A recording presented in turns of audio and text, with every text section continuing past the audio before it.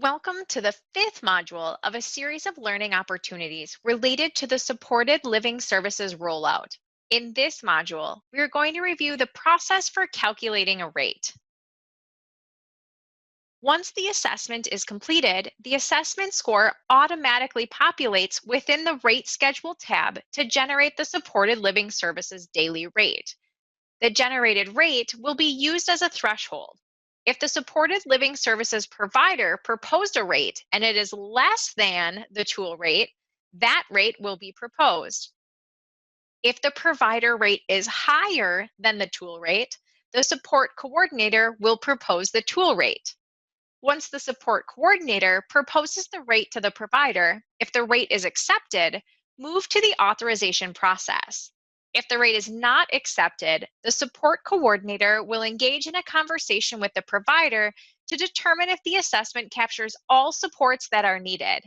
If necessary, support coordinators will ask the provider to update the assessment with any identified changes. If the assessment does not change based on conversations about any additional needs and the provider does not accept the rate, recommend a process for a consistent approach to approving a non-standard rate. Supported living services rates are derived from the supported living services assessment and are based off of a point system calculated from a person's skill ability and the type of support they need to be successful in meeting their goals and outcomes. Points are assigned in areas of the assessment where there is opportunity for skill advancement and also in those areas where support is needed. So, in other words, if the person has an assessed need and accompanying goal, it will assign points in that area. It also assigns points to areas where people have opportunity for skill advancement.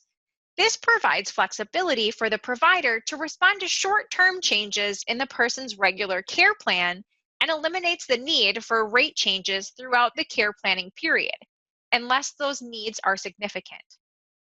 This helps in situations where the person may fall ill and be unable to do things for a short period of time, or if a natural support is not able to help for a short time and the provider needs to step in. Let's take a look at the Input tab in the Supported Living Assessment, Referral, and Rate Schedule tool.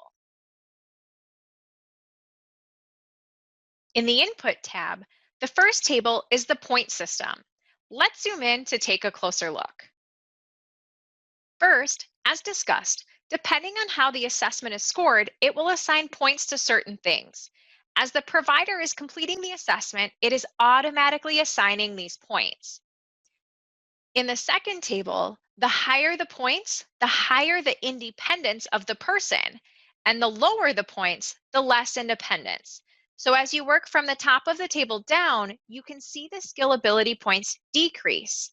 As you look across the table, it works the same, with the left starting out as the least amount of support needing, and as you work right across the table, more support needs are needed. Let's take a look at the Rate Schedule tab.